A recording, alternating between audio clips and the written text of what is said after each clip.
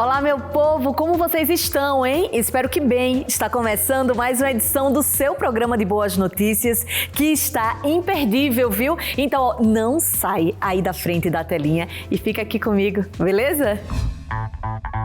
Hoje nós vamos falar sobre o Outubro Rosa. É um movimento internacional de conscientização para o controle do câncer de mama. E na matéria especial que a gente preparou sobre esse assunto, você vai conhecer as histórias de duas mulheres que, apesar de toda a dor causada pela doença, elas conseguiram vencer as dificuldades e priorizar a qualidade de vida. E tem muito mais, viu? O Conexão Social recebe o empresário Valdir Beira Júnior. Ele é presidente da IP, empresa 100% brasileira, que através dos seus produtos está presente em mais de 90% dos lares do país. E no Ressoar Vida e Saúde, o gastro, Dr. Eduardo Greco, vai encerrar a série sobre a saúde digestiva, respondendo perguntas dos telespectadores. O programa Ressoar já começou, hein? Então fica aqui com a gente, beleza?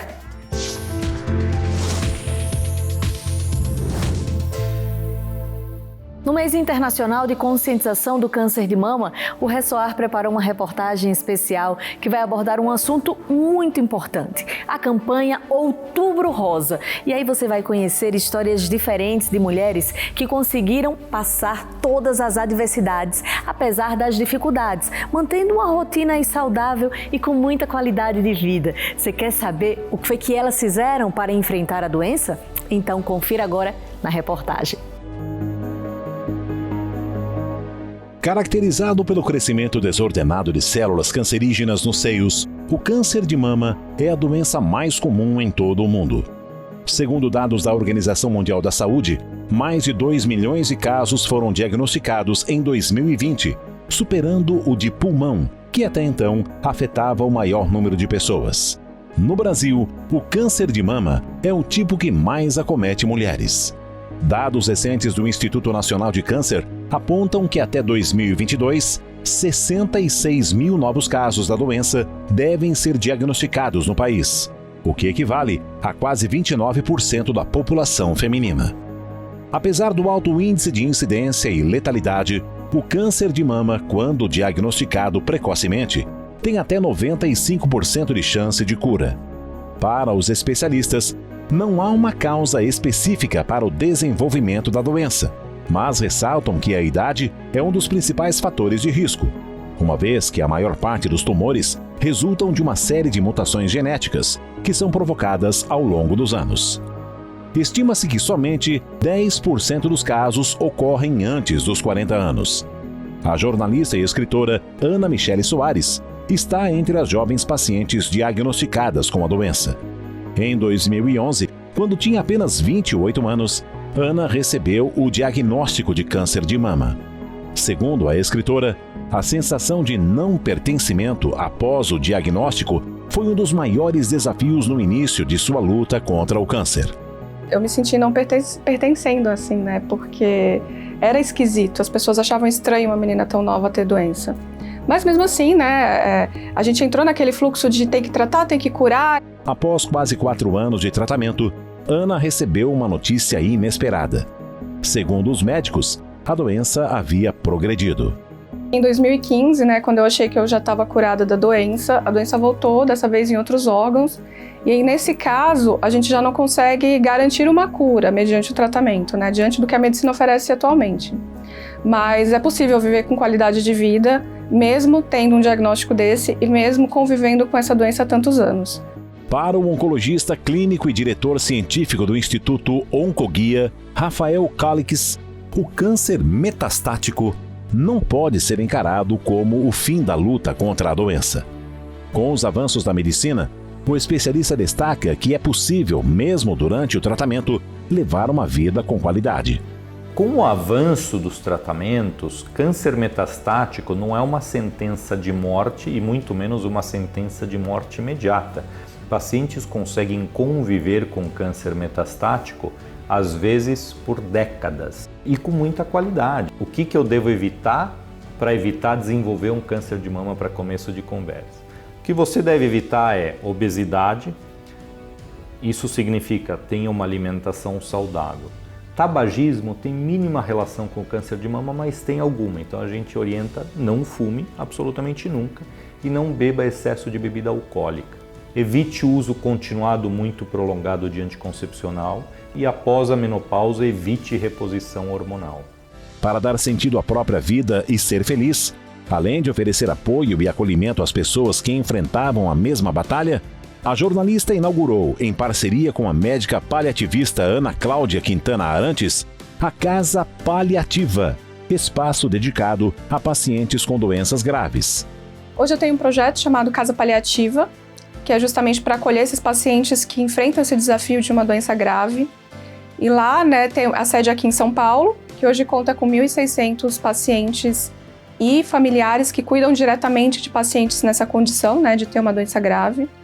E lá a gente não oferece só a questão de falar sobre a doença, né? Porque lá a gente recebe todo mundo. Qualquer pessoa que tenha realmente uma doença grave, a gente acha que essa pessoa merece esse cuidado.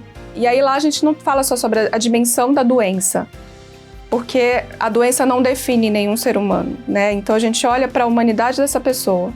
E foi acreditando na força transformadora do conhecimento que a psico-oncologista Luciana Holtz fundou o Instituto Oncoguia. A instituição sem fins lucrativos, com sede em São Paulo, surgiu com o propósito de ajudar o paciente com câncer a viver melhor por meio de ações e projetos que compartilham informações de qualidade. O Oncoguia começou em 2003, quando ele ainda era um site bem pequenininho na internet, com esse objetivo de garantir para as pessoas, num único espaço, o acesso à informação de qualidade, uma informação traduzida, preparada, cuidada, uma informação que realmente ajudasse o paciente naquele momento, né, desafiador que é receber o diagnóstico de um câncer. Até que então, em 2009, junto com um grupo de amigos, né, que são profissionais da saúde, ex-pacientes, pacientes, a gente fundou a ONG Instituto Oncoguia, que hoje tem o propósito de encorajar, fortalecer e guiar pessoas tocadas pelo câncer para que passem por essa fase da melhor maneira possível. Ainda segundo Luciana, o acesso à informação é fundamental para o bem-estar de quem está na luta contra o câncer. Se a mulher ela lê a respeito, né, ela consegue conversar melhor com o seu médico, ela consegue usufruir melhor de todos os recursos disponíveis, porque os recursos existem. A publicitária Janaína Almeida descobriu aos 30 anos que estava com câncer de mama.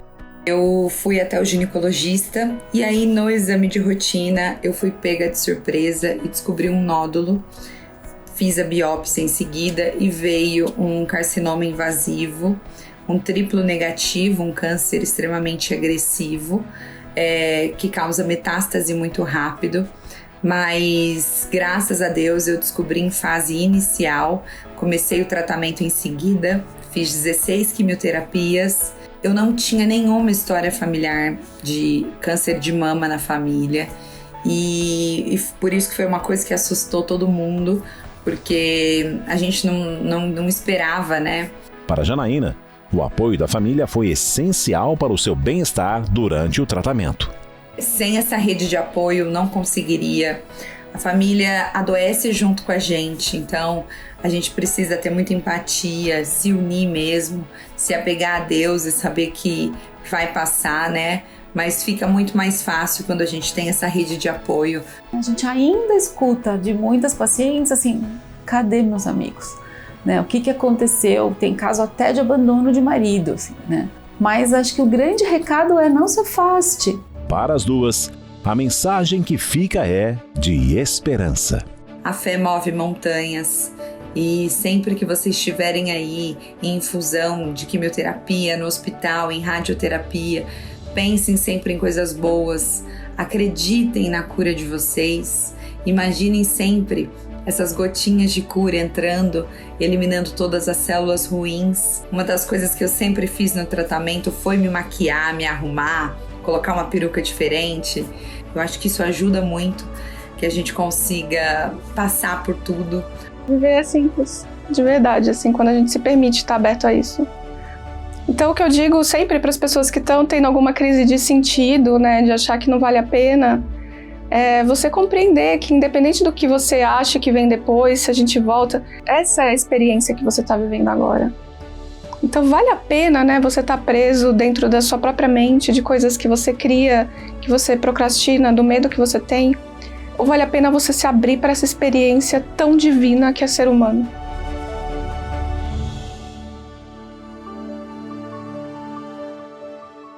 É isso, minha gente, força, fé e esperança, que tudo sempre vai dar certo, aí assim como essas duas mulheres aí guerreiras nos mostraram, não é mesmo? Então foi muito bom conhecer essas histórias de superação e de mulheres, né, que não deixem de realizar, por favor, os exames preventivos, porque o diagnóstico precoce do câncer pode sim salvar vidas, então cuide muito bem da sua saúde, tá?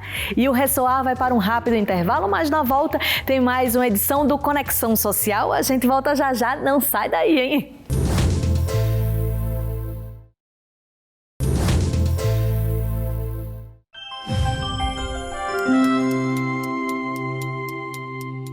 Vem aí mais uma edição do Ressoar Solidário, iniciativa que estimula a prática de boas ações por meio do voluntariado. A ação de mobilização social, realizada pelo Instituto Ressoar, ocorre anualmente e conta com a participação de voluntários de todo o Brasil, que juntos formam uma corrente do bem em prol de quem tanto precisa de solidariedade.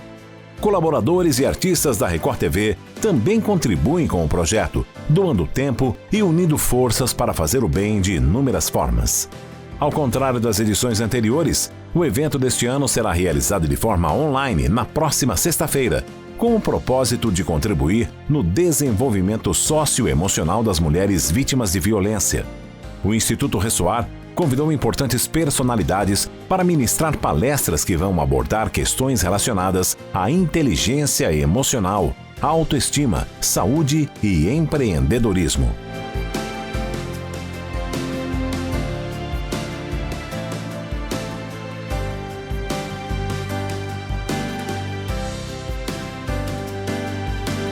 Instituto Ressoar, transformando vidas para uma sociedade mais justa.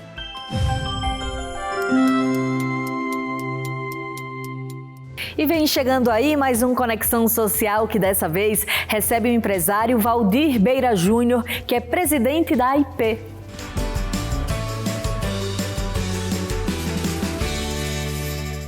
Boa tarde, Renata, e a todos que estão ligados no programa Ressoar.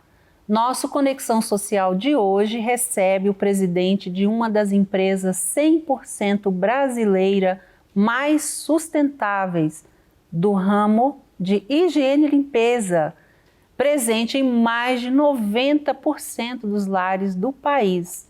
É a AIP. Eu tenho a honra de receber em nosso programa Valdir Beira Júnior. Seja muito bem-vindo ao nosso programa, Júnior. É uma honra te receber, viu? Muito obrigado. É uma honra poder estar aqui conversando com você nessa tarde. E para a gente que está acostumado a usar, né, o IP, a gente é fã da marca, a gente não sabe como é que é o processo todo, como é que funciona, como é que ela começou, quais são as práticas de sustentabilidade que vocês têm lá. E eu fiquei muito honrada de te receber, porque você vai poder contar para a gente toda essa história, todo o legado que foi deixado pelo seu pai, do seu avô.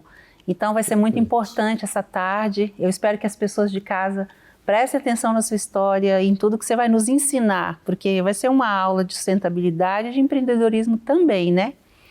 Eu queria que a gente começasse com você falando um pouquinho sobre você, porque já é a terceira geração, né?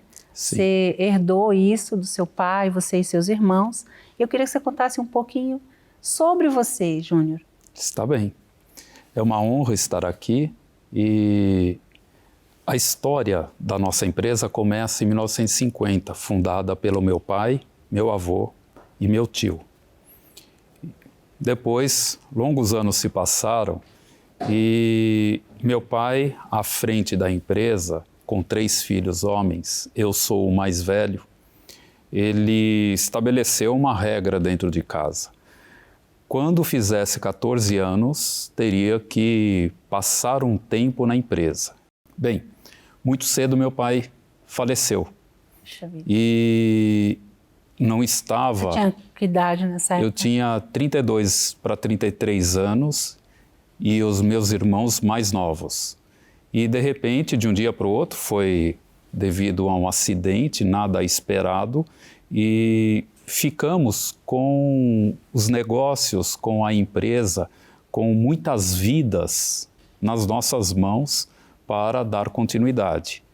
Então, aí sim fomos aprendendo com a vida e exercitando tudo aquilo que aprendemos com ele no período em que estivemos juntos, desde os 14 anos, cuidando das coisas, vendo como ele agia, como ele trabalhava, e nos desenvolvemos e chegamos aqui agora há mais de 20 anos à frente dos negócios sem ele, mas sempre seguindo o seu sonho, sempre seguindo os seus valores. A gente estava falando um pouco sobre a diferença que tem entre herança e legado, né? Às vezes a gente pensa que a herança e legado é a mesma coisa e tem muita diferença, porque isso é legado, é o que ele te ensinou, é o que ele deixou em você. Herança eram os bens, que se você não tivesse o legado, provavelmente você e seus irmãos teriam se perdido, como a gente sabe que muitos herdeiros se perdem, né? Então eu acho que esse é um momento da gente também honrar a memória do seu Valdir e dizer o quanto que foi importante a forma como ele criou vocês, né? Sim. A forma como ele ensinou valores, princípios, respeito, tanta coisa que com certeza fez a diferença para vocês, né? É verdade. E ele foi um self-made man. Ele foi se desenvolvendo. Filho de um pai que trabalhava como servidor público na prefeitura e a minha avó com uma sorveteria. 4 filhos. E num determinado momento, a família percebeu, meu avô especificamente percebeu, que precisaria de alguma coisa a mais para sustentar os 4 filhos que estavam crescendo e que formariam as suas próprias famílias. Sim. Foi aí que ele pensou em montar um negócio novo e apareceu a ideia e a oportunidade de montar uma fábrica de sabão. Naquela época, isso há 70 anos atrás. 1950. E aí ele montou a fábrica e pôs os filhos ali para começar. Eles não tinham ideia do que fazer. E aí foram aprendendo ao longo do tempo. Nossa, que história bonita, né? E o que é mais interessante é que a IP, ela foi pioneira e é até hoje muito inovadora, mas em trazer produtos novos, né? Queria que você falasse, porque ele era um grande empreendedor, né? Sim. Imagina sim. que naquela época só tinha o sabão, esse sabão que as pessoas, que era um sabão grosso, né? Não era nem aquele transparente, glicerinado e nada, mas ele já tinha esse pensamento de inovar, de trazer coisa nova, né? É verdade. Na época, os sabões, eles eram feitos em grandes tachos e, na maioria das vezes, colocados em formas, sabe, como se fosse uma forma de bolo, só que em escala industrial, para esfriar a massa e depois ser cortada. E meu pai imaginou uma forma de inovar isso. Conheceu uma tecnologia que existia na Itália, trouxe o equipamento e ele inovou criando o sabão glicerinado, esse semitranslúcido, produzido industrialmente com máquinas. E foi assim que ele foi ganhando a preferência dos consumidores, com um apelo muito forte de qualidade, porque tratava-se, e até hoje, de um sabão que não dissolve fácil, ele não se perde fácil. Sim, ele se mantém firme. Desperdício, né? Ele se mantém firme até o fim. Muito bom. Tem assim alguma coisa que você lembra, um ensinamento dele, alguma coisa que até hoje você repete, até quando você dá palestra ou quando você dá uma entrevista como essa, Sim. alguma frase? Tinha uma coisa, eu vou dizer 2, tá? Que eu acho que são muito marcantes. Uma delas, ele não tinha dinheiro para fazer propaganda do produto e tinha os outros concorrentes já consolidados. Então, o que ele fez? Ele escrevia nas embalagens de todos os produtos: nossa melhor propaganda é a qualidade, para que a pessoa comprasse, recomprasse ou falasse na boca a boca. Uma outra coisa que meu pai nos ensinou, e isso continua na nossa vida como um propósito, é que nós devemos nos esforçar para, quando sairmos desta vida, deixarmos o mundo um pouco melhor do que o mundo que recebeu quando nós aqui chegamos. Olha, que lindo isso. Então, basicamente, é deixar um legado. Sim. Nesse momento que vocês assumiram e com toda essa responsabilidade, vocês tiveram muita garra, eu acredito, que é um momento de dor também, né? Algo inesperado. Eu queria que você contasse, assim, o que foi mais difícil para vocês quando vocês começaram a empreender de verdade, falou, agora a bola está com a gente. A falta do nosso grande general, porque até então estávamos ali, mas meu pai dava a direção. Nós estávamos no apoio e, diante das dúvidas, etc., sempre o consultava. E, de repente, nós tínhamos o problema, a dificuldade, e não tem o pai para ser consultado. Então, você tem que buscar dentro de si, você tem que buscar na memória, tem que buscar no contexto ali a filosofia, o pensamento, o norte, para dar continuidade no negócio da forma como foi pensado em sua origem. Muito bom. Eu queria que você falasse, nesses anos de atividade que vocês tiveram lá, a gente está 70 anos a empresa 70. E hoje, eu não sei se aumentou, mas me parece que é 90% dos lares brasileiros, hoje está presente os produtos da IP. E isso é um motivo de orgulho e de trabalho, né? Um trabalho que a gente vê no dia a dia, o que vocês oferecem lá com qualidade, com tudo. Queria que você falasse para vocês como vocês se sentem hoje, trazendo o legado e fazendo a empresa chegar nesse patamar. Olha, bastante... É de muita importância, né? Sim, bastante responsabilidade, porque a gente preza muito o fato de que quando alguém vai no supermercado, tem uma gôndola repleta de produtos e muitas marcas distintas. E a pessoa, diante de tantas possibilidades, escolhe a marca IP e nos dá a honra de entrar nos seus lares para ser um auxiliar, um coadjuvante ali no processo de limpeza, no processo de trazer a saúde, o conforto e etc. E nós temos que, em cada produto, estar com a qualidade necessária e suficiente para atender aquela expectativa. Uma outra questão é que nós escolhemos entregar a melhor qualidade possível por um preço competitivo, que caiba no bolso das pessoas. Então a gente chama isso de uma oferta de qualidade a um custo-benefício compatível. E acessível às pessoas, né? Sim. E graças a esse esforço e muito mais ainda a confiança dos consumidores, nós atingimos essa marca já há alguns anos de estar acima dos 90% dos lares brasileiros, sendo que no ano passado o resultado foi 94% dos lares brasileiros têm algum produto da marca IP. Olha só, que interessante. É muito orgulho, né? Muito bacana também. E isso não é por acaso, né?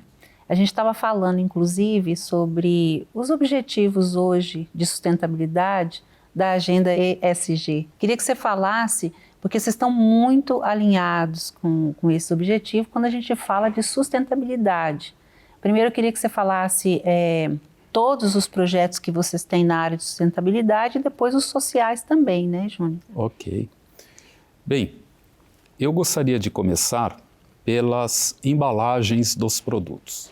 Primeiro, 90% dos nossos plásticos, eles são recicláveis. Em muitos produtos, e quase na totalidade, 50% já são de plásticos reciclados. Também temos uma área que desenvolve as embalagens, que aplica muita tecnologia para isso, para que consigamos fazer os frascos com o menor peso possível de plástico em relação ao produto que ele contém. Então tem mais produto e menos plástico. Mais produto e menos embalagem. Olha só. No aspecto de emissão de gases, nós reduzimos nos últimos anos 50% da emissão de gases de efeito estufa. Fizemos um grande investimento num processo que deixou de utilizar o gás natural, que é de origem fóssil, e passou a utilizar a biomassa para gerar... É muito interessante, né? Eu queria até que você falasse um pouquinho, porque está sendo muito falado, mas nem todo mundo sabe a partir de que hoje se produz o gás e a energia da biomassa, né? Sei. Então, o gás natural ele é extraído como se fosse do petróleo, de poços, que depois é conduzido por tubulações e chegam nas indústrias. Até alguns anos atrás, nós usávamos esse combustível. Entretanto, fizemos esse grande investimento na biomassa, que nada mais é do que um equipamento que, ao invés de utilizar o gás, utiliza cavaco de madeira dessas florestas de eucalipto. Então, plantam-se essas florestas que cumprem um processo de absorção do gás carbônico, do ar e etc., ajuda na purificação do ar. Depois, corta-se essa madeira e essa madeira é empregada para a geração daquela energia necessária aos processos produtivos. Olha que interessante. A nossa matriz de energia elétrica também, hoje, 90% é de origem renovável. Nós temos também um trabalho muito grande com água. Hoje nós temos o reuso de 100% da água gerada ou utilizada no nosso Parque Fabril. Não temos efluentes, usamos tudo dentro de casa. E é uma economia gigantesca. Uma economia muito grande e menos impacto para a natureza. Temos coleta de água de chuva, temos perfuração de poços e uma série de frentes para a redução do consumo de água e a sua otimização. Nesses últimos períodos, a gente conseguiu economizar 400 milhões de litros de água, graças a esses investimentos e melhorias. Isso abasteceria o quê? Uma cidade? Uma cidade de 54 mil habitantes por quase 2 meses. Meu Deus. É muita água. Muita água. Bom, saindo dessa área Fabril, nós temos uma parceria com a SOS Mata Atlântica desde 2007 para o plantio de florestas. Ao longo desses anos, fomos cuidando tanto da produção de mudas dessas plantas, né? São mais de 100 espécies, e do seu plantio, atingindo agora a marca de 1 milhão de árvores plantadas. Eu lembro no início, acho que a gente chegou até a fazer uma matéria, porque a gente aqui também tem parceria com a SOS, na época era o Mário Mantovani, não sei se ainda é ele que está lá. Sim, está. E eu lembro quando começou esse projeto. Isso. Vocês chegaram a, se não me engano, acho que era o objetivo 1 milhão, não era? O objetivo era 1 milhão. Então, já chegou, e agora você vem aqui de novo quando chega 1 milhão, olha Exatamente. Só. Cumpriu, né? Bacana, parabéns. É o projeto Florestas do Futuro. Era Floresta do Futuro e depois virou IP, não é? Florestas IP. Muito legal, parabéns. Eu acho que a gente aqui chegou até a fazer uma ação na época para plantar também. A gente fez parte de um mutirão, até num projeto nosso no Ressoar Solidário, para plantar. Que bom, parabéns. Temos um outro projeto também, que é Observando Rios. Nós estamos juntos também com a Fundação SOS Mata Atlântica desde 2015. O começo do projeto foi observar os rios. Então, são 249 rios em 17 estados brasileiros que têm a sua água monitorada. Então, montamos um projeto piloto que está acontecendo esse ano, que é o de colocação de barreiras sobre a água dos rios para reter todo aquele plástico sobrenadante que chega nas águas. Que infelizmente a gente ainda tem esse problema das pessoas jogar, né? Não ter essa consciência, né, Valdir? E aí vamos coletar esses plásticos, separá-los e passar pelo processo de reciclagem. É uma responsabilidade compartilhada com as pessoas que faz isso e depois, infelizmente, são as mesmas que sofrem depois com problemas de enchente. Porque aí tem o entupimento dos bueiros, tem uma série de coisas que a gente pode trabalhar. E aquilo não degrada, aquilo fica para sempre. Para sempre, né? A gente pode trabalhar nessa conscientização e até no incentivo de ter coletas seletivas, etc. Ou seja, é um trabalho que não termina nunca. Não termina nunca. É muito grande, né? São muitos projetos na área de sustentabilidade, né? Sim, são bastante. Vocês, de fato, têm uma amizade muito grande com o planeta e isso é admirável, viu? Tem que estar aqui hoje para contar e parabéns, viu? Maravilhoso. Muito obrigado. Eu nunca vi tantos projetos de sustentabilidade juntos e que funciona, né? Agora, vocês também têm projetos sociais lá, né? Sim, ligado à educação, saúde. Pode falar deles também. Meu pai gostava muito de natureza. O passatempo dele era ter essa relação com a natureza e tinha também uma proximidade muito grande com causas sociais. Há 45 anos para 46, juntamente com a minha mãe, chegou a fundar uma instituição para a assistência de crianças. E hoje essa instituição atende a mais de 700 crianças da cidade de Amparo e do entorno, oferecendo alimentação, cuidado, saúde, cursos profissionalizantes, reforço escolar e etc., às crianças e às famílias. Que bacana. Nós temos um trabalho também de apoio ao Instituto Tuca, que é um instituto de pais e médicos que cuidam de crianças com câncer desde 2002. O meu filho teve uma doença e assim a gente conheceu essa área e desde 2002 a gente apoia essa causa. Temos também o apoio à Mansão do Caminho, que é uma instituição de Salvador, Bahia, que cuida de 5.000 crianças por dia. Só. E uma série de outras iniciativas nesse sentido. Muito bom. Queria que você falasse da sua experiência na pandemia, e eu sei que vocês fizeram muito a diferença, inclusive na produção do álcool em gel, né? Sim.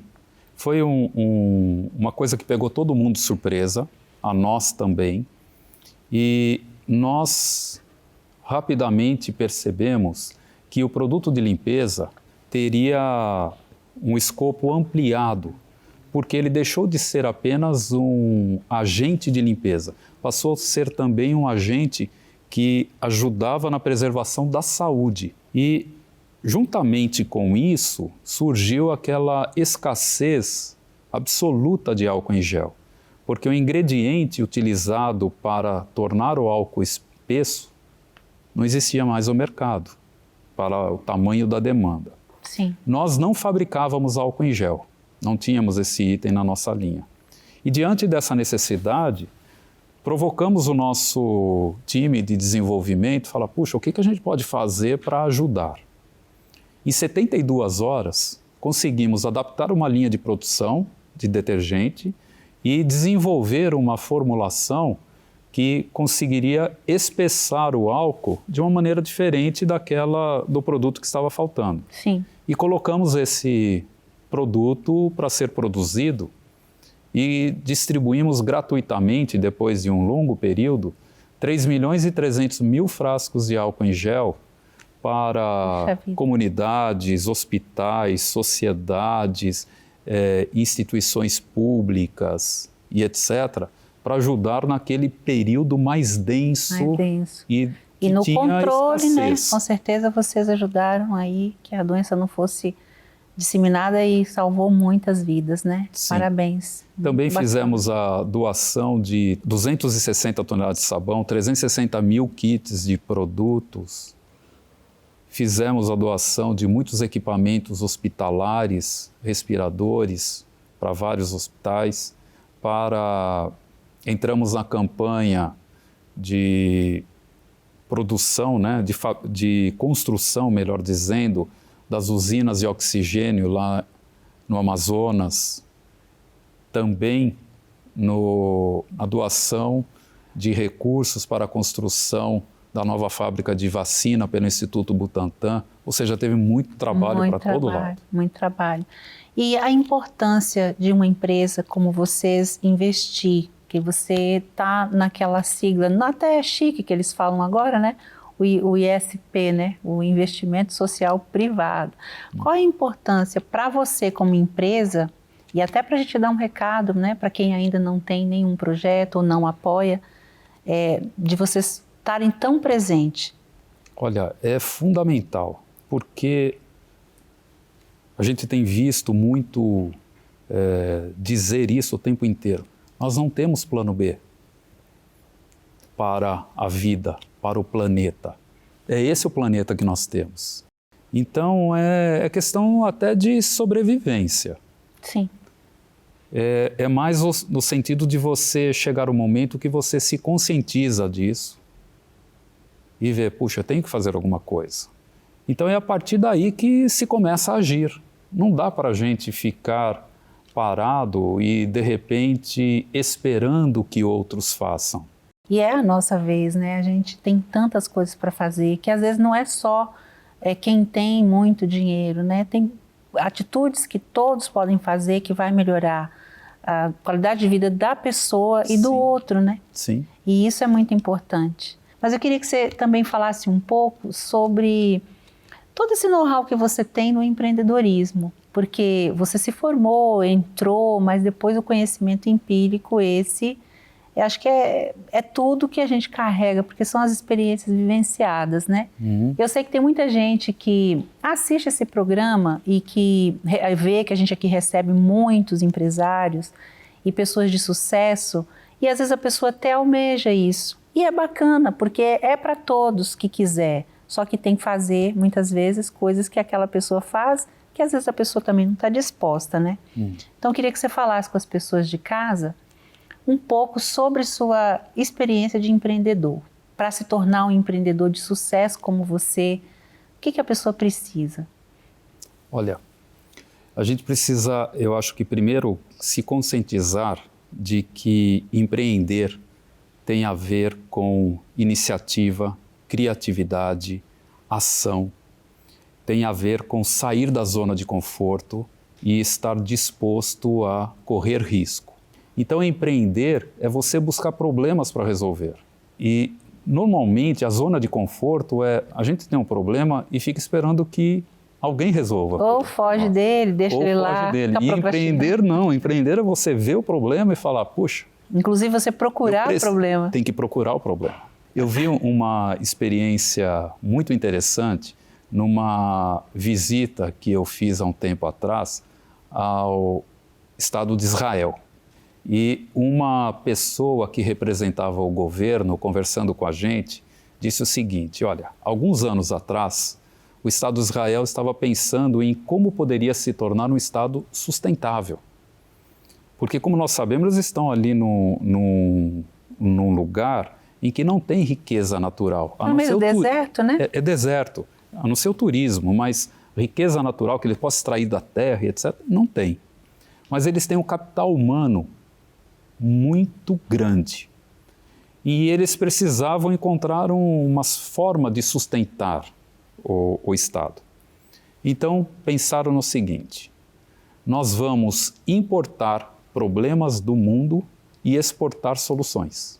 Meu Deus, olha isso. E assim se tornaram esse berço fantástico de inovação e um dos países mais antenados com a criatividade, com a iniciativa e tudo mais. E detentor de bilionários no mundo inteiro, a gente encontra um normalmente, né? Exatamente. Então, empreender tem a ver com buscar problemas. Puxa. Você busca problemas para resolver. Tem a ver com servir e não ser servido. Aí você mexeu com algumas pessoas, né? Porque normalmente as pessoas estão acostumadas a serem servidas, né? A gente é criado para isso e veja, hoje e cada vez mais, tudo aquilo que a gente quer está a um toque de dedo, né? Você, pumba, chama, recebe em casa. E às vezes reclama se demora um pouquinho. Exato, então nós estamos numa questão de facilidade, de conforto e etc. E muitas vezes a gente esquece que para que nós tenhamos essa facilidade, esse conforto, tem alguém do outro lado trabalhando para nos servir. E o momento de empreender é aquele em que nós estamos nessa posição de servir. De servir. E não esperar ser servido. Então, acho que empreender é um pouco disso tudo. Tem uma frase de Napoleão Hill, eu li num livro dele, que ele fala: as pessoas estão dispostas a te pagar por aquilo que você vai servir. Então, antes de você querer receber, pense no que você vai entregar, porque isso aí é fato. Agora, você só vai ser pago, ser beneficiado com algo que você dá primeiro. É verdade. Acho que é mais ou menos esse conceito, né? Sim.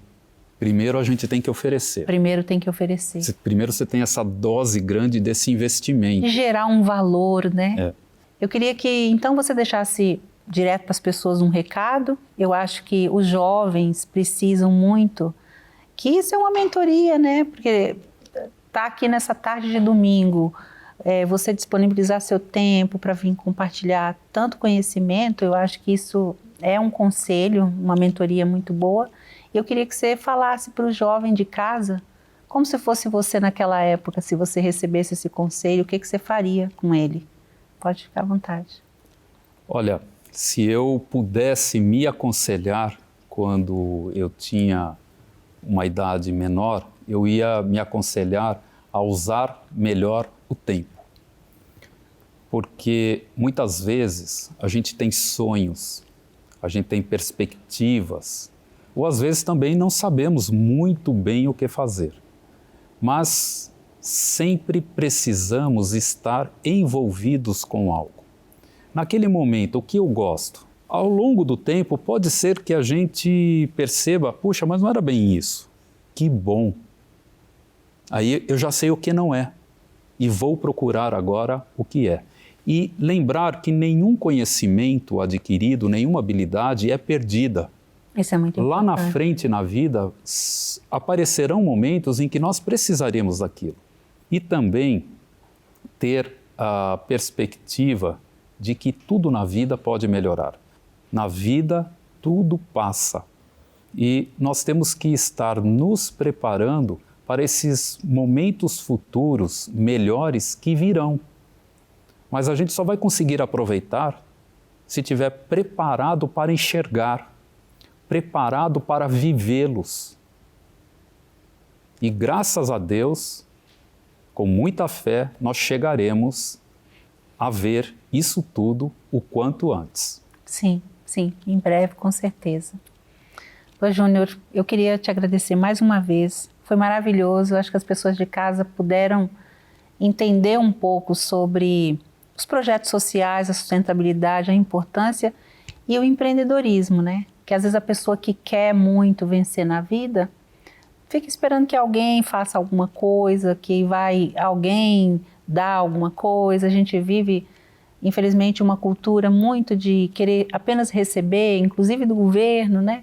E às vezes a gente não vai receber, a gente precisa levantar e fazer. E você mostrou isso aqui, mesmo sendo um herdeiro que poderia não ter se preocupado com isso, você foi à frente, venceu e é um exemplo para a gente, viu? Parabéns por sua história e obrigada de você estar aqui hoje com a gente. Eu é que agradeço. Muito obrigado. E eu queria agradecer você de casa, a sua audiência e até o próximo domingo, viu? Uma boa tarde para vocês.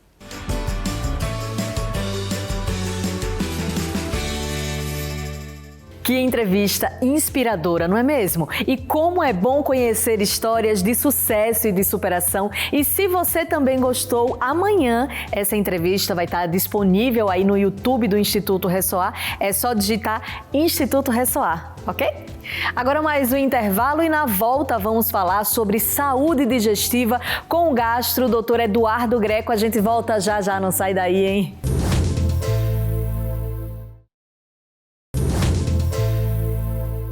Estamos de volta com o seu programa de boas notícias. Dessa vez, o Dr. Eduardo Greco vai responder as perguntas dos telespectadores sobre a saúde digestiva. Você tem azia, refluxo, dores no estômago? Quer entender melhor sobre o sistema digestivo? Então acompanhe o Ressoar Vida e Saúde de hoje, porque eu tenho certeza que você vai aprender e muito, viu? Boa tarde a todos. Hoje é o nosso último episódio aqui no Ressoar Vida e Saúde. Vou falar aí com você de casa. Vou responder as dúvidas que vocês trouxeram pra gente.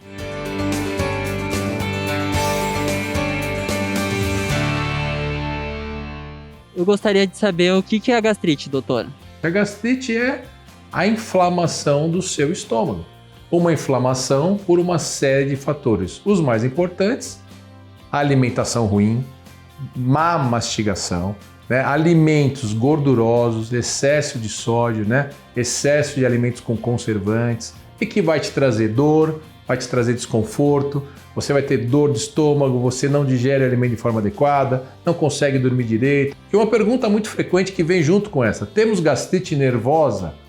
Não existe a gastrite propriamente dito nervosa, a gastrite é um edema, é uma inflamação. Só que se você está estressado, se você está com ansiedade, se você está nervoso, você não cuida da sua alimentação, você deixa de tomar café da manhã, você pula o almoço. Aí o que acontece? Você produz o ácido, não tem alimento e esse ácido vai trazer prejuízo lá para o teu estômago porque ele está esperando o alimento e não chega alimento. O que fazer? Cuidado com a automedicação. Esses saizinhos, essas pastilhas antiácidas, isso tudo são situações às vezes emergenciais e que você está precisando. Eu estou com muita queimação, doutor, estou com dor, vou entrar numa reunião. Claro, você pode tomar antiácido. Você pode tomar aqueles líquidos branquinhos que vão te ajudar a dar um alívio. Só que aquilo é paliativo, ou seja, vai funcionar naquele momento, mas depois não vai resolver. Além desses, nós temos hoje inibidores de bomba, né? Que a gente conhece, o omeprazol da vida por aí. O grande problema é que a longo prazo, você usar inibidores, ele modifica o suco gástrico, que é ácido, ele reduz esse ácido. Modificando o suco gástrico, você vai absorver menos vitaminas. Vitamina B, vitamina D. E alguns estudos mostram que deficiência dessas vitaminas levam até mesmo quadros neurológicos, tipo Alzheimer. Lá no profissional, você vai fazer o diagnóstico. Hoje, uma endoscopia. Lá na endoscopia, vai detectar quanto que isso está inflamado, que grau, né, que está isso, para a gente dar o tratamento de uma forma adequada. E a partir daí vai ter os tratamentos. Qual que é a diferença entre intolerância e alergia à lactose? Algumas coisas que a gente precisa esclarecer para o pessoal que está em casa, né? Então você tem um distúrbio, na verdade, relacionado a uma enzima, que é a lactase. A lactase é uma enzima que vai ajudar no processo de digestão dos derivados de leite e do próprio leite, que tem a lactose. Então as pessoas desenvolvem quadros de dor abdominal, desconforto, né, que não conseguem digerir de uma forma adequada, geralmente na fase adulta, aí a gente chama de intolerância à lactose. Você desenvolve com o passar do tempo. Nossa, doutor, eu sempre tomei leite, né, eu sempre comi queijo, nunca tive nenhum tipo de problema em relação a isso, mas é porque uma diminuição dessa enzima. Para isso, o primeiro passo é evitar a ingesta desses alimentos. E na sequência, se você for ingeri-los, existem hoje enzimas, né? Então você consegue medicações que são enzimas para te ajudar. Quando a gente fala de alergia, a gente já está falando mais para o lado infantil, né? Você tem crianças que em determinado momento iniciam esses quadros de uma alergia a essa situação do leite, de proteínas, com quadros realmente alérgicos, não é de má digestão, mas sim de alteração de pele, alterações cutâneas, desenvolve um certo tipo de alergia que até traz, às vezes, por conta dessa má digestão e desse processo alérgico, até quadros pulmonares por essa situação vinculados à alergia à lactose. Doutor, eu tenho muita azia, isso é sinal de doença? Com certeza. A azia está totalmente relacionada a refluxo. Azia é queimação. Azia é saída do ácido do teu estômago aqui para o seu esôfago, gerando queimação. Procura um profissional, vai fazer um diagnóstico hoje, endoscopia, tem exame de pH-metria que identifica o seu tipo de acidez, tem exame de manometria para entender a funcionalidade do seu esôfago. A partir daí, você vai iniciar um tratamento adequado. E como eu vou tratar? A azia comum, a azia típica de uma má alimentação, porque você não está se alimentando de uma forma adequada, geralmente 75% das pessoas que têm isso tratam de forma adequada com medicação, mas de medicações que vão tratar por cerca de 6, 8 semanas. Doutor, eu fiz tudo, como direitinho, estou fazendo a parte nutricional adequada, mas eu continuo com queimação, continuo com azia, continuo com esse desconforto. Aí você está em 25% das pessoas que possuem algum tipo de alteração no esôfago. Para esses pacientes, a gente tem alternativas endoscópicas hoje, através de radiofrequência, que você trata o músculo, a válvula aqui do nosso esôfago para contrair, fechar, impedindo a volta desse ácido. Você tem funduplicatura por endoscopia, que é confeccionar também uma válvula por uma via totalmente endoscópica e reduzindo também a passagem desse ácido do estômago para o esôfago. E temos o tratamento convencional cirúrgico. Pacientes que, por exemplo, têm hérnias grandes, hérnias volumosas, que é um pedacinho do estômago que sobe aqui para o seu esôfago, facilitando a passagem do ácido. Vai necessidade de tratamento cirúrgico. Então, azia, queimação pode ser uma coisa simples, mas em alguns casos, mesmo com a medicação, você não tem melhora. Aí você vai ter alternativas endoscópicas e cirúrgicas. Doutor, eu descobri que existe refluxo oculto. Como eu faço para descobrir se eu tenho? Importante essa pergunta. O que é o refluxo? Saída do ácido do estômago para o nosso esôfago. Então, o refluxo tradicional, queimação, dor no peito, desconforto, azia, né? A pessoa sente, nossa, doutor, tudo que eu como queima meu peito. Isso é o tradicional, né?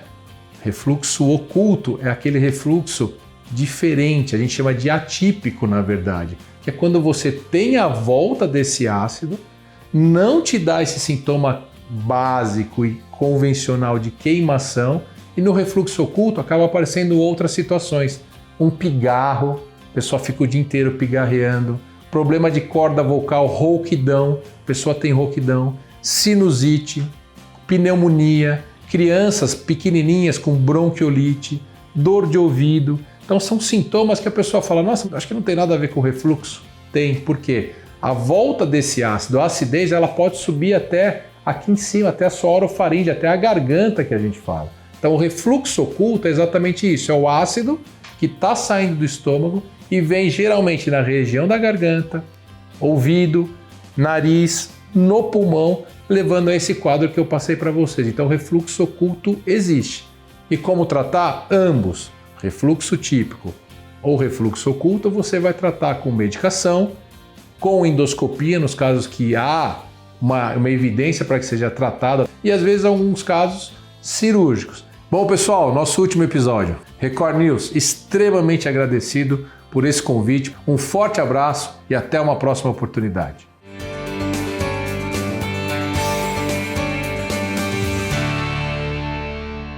O Ressoar, o seu programa de boas notícias de hoje, fica por aqui. Para ver esse e outros programas, se inscreve aí no nosso canal do YouTube. Siga também as nossas redes sociais para ficar por dentro das novidades do Instituto Ressoar, tá? Muito obrigada, meu povo, pela sua companhia e nos vemos no próximo domingo. Bora lá?